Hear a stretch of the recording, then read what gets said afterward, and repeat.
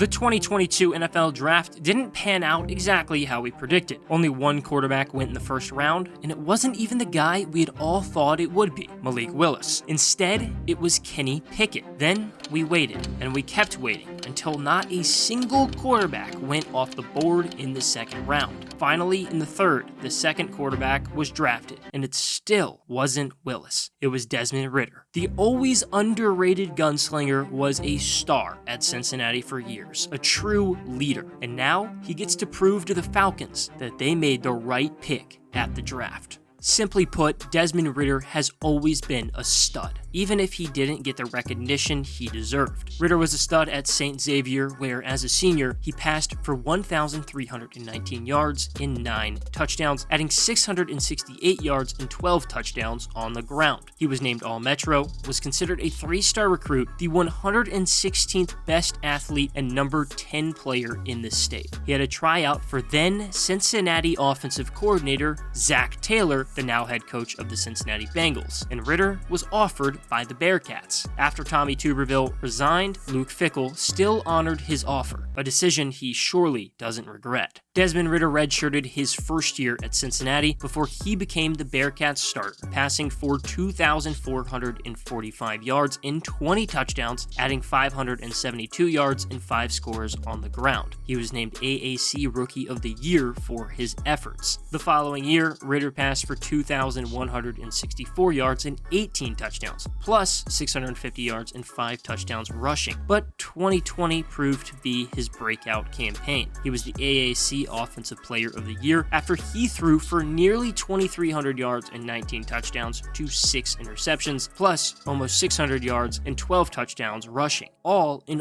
only 10 games due to COVID. He considered declaring for the 2021 NFL Draft, but he opted to return, a decision that paid off huge. The Bearcats took down number 9 Notre Dame and finished 12-0 before winning the AAC championship game and becoming the first Group of 5 team to make the college football playoff. Cincinnati did end up losing to Alabama, but Ridder had a great year, finishing with 3,334 yards, 30 touchdowns, and 8 interceptions passing, with 355 yards and 6 touchdowns rushing. It's safe to say now that nobody had a clue what was going to happen at the 2022 NFL Draft, especially with the quarterbacks. It felt like most analysts had Malik Willis going as the first QB off the board, and he didn't even get taken until the third round. After Kenny Pickett, who went in the first round, Willis wasn't even the second QB taken. It was Desmond Ridder. I will say, if Willis turns into what some scouts believe he could, the Falcons are gonna get made fun of for their selection of Ridder for years to come. Ridder was expected to be a first rounder by many. It sounds like, looking back, that Ridder was one of the biggest steals of the draft in terms of value. And Ridder knows that. When general manager Terry Fontenot called, Ridder let him know it shouldn't have taken that long to get picked, and that teams had messed up. Okay, I'll admit he did not say messed up, but you get the point. We're trying to keep it PG here, sometimes at least.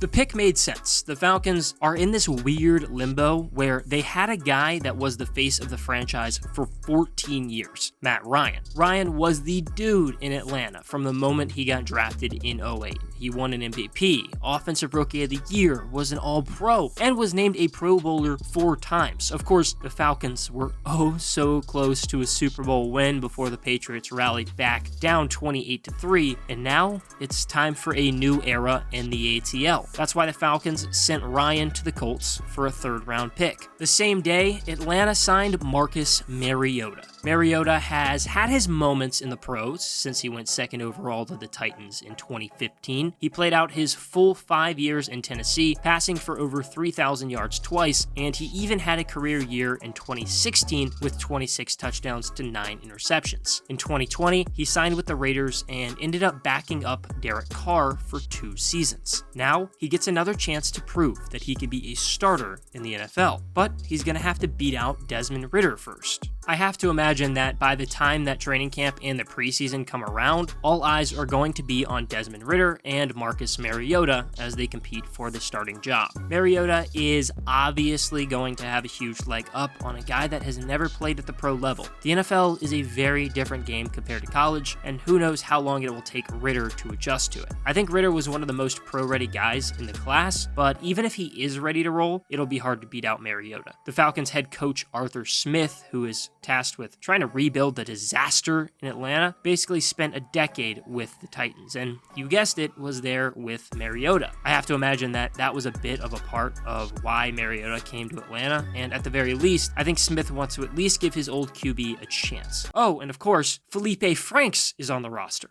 I mean, come on, who could forget about Felipe Franks? Everyone. You probably forgot about Felipe Franks. I think I forgot about Felipe Franks there for a second. Besides, Franks actually has been taking snaps at tight end at OTAs. Still, Ridder and Mariota may legitimately be the only quarterbacks on the roster. Regardless of whoever wins the QB battle in camp, let's make this very clear. The Falcons are going to really, really suck. There is obviously a complete rebuild going on in Atlanta, but it's already made the most of some of its draft picks. Obviously, the Falcons took Ridder, a guy that could be a starting quarterback, but the biggest selection of the draft this year was at wide receiver, Drake London. London was the Pac-12 Offensive Player of the Year after he had over 1,000 yards and 7 touchdowns last season. Plus, he had over 500 yards in his first 2 years at USC. He was the first wideout taken off the board for a reason, and I expect him to be an elite receiver at some point in the pros. The other big name worth bringing up is Kyle Pitts, a guy I love. Last season, Atlanta had the 4th pick at the draft, and they took Pitts. Technically a tight end, but I think he plays a little bit more like a wide receiver. As a rookie, he had over 1,000 yards, and he made the Pro Bowl. But the Falcons could have done so much more with him. He's a huge dude that's fast enough to beat linebackers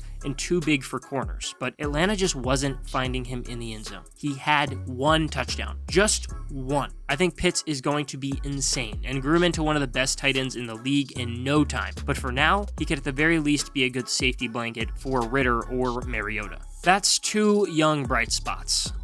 There aren't many more. The second best wideout on the team is Bryan Edwards, who, he did have over 500 yards in Las Vegas in 2021, but he has a long way to go to prove, I think, to be a starter consistently in the NFL. I don't know which position you want to consider him, but Atlanta did re-sign Cordarrelle Patterson, which at the very least, he's going to make the Falcons so much more exciting to watch. The rest of the offense is pretty bad, especially the offensive line. The defense is bad too, which isn't exactly ideal. Cornerback AJ Terrell is fantastic. He's one of the best corners in the league already in just 2 seasons. There aren't many other bright spots in Atlanta though. It'd be really nice to have another good wide receiver, like particularly maybe one that's gone for over 1,000 yards for a season and doesn't have a gambling problem. But hey, beggars can't be choosers. At the end of the day, the Falcons are set up to absolutely suck. And honestly, for a couple years down the road too. But that's what a rebuild is. Some teams have put together some fast rebuilds, and others, well, they've just sucked for years. The Falcons have a lot of holes, but there are some young bright spots. But as always, the biggest piece of the puzzle for any team is the quarterback. And if Desmond Ridder can be that guy, Atlanta is on the right path back to relevance.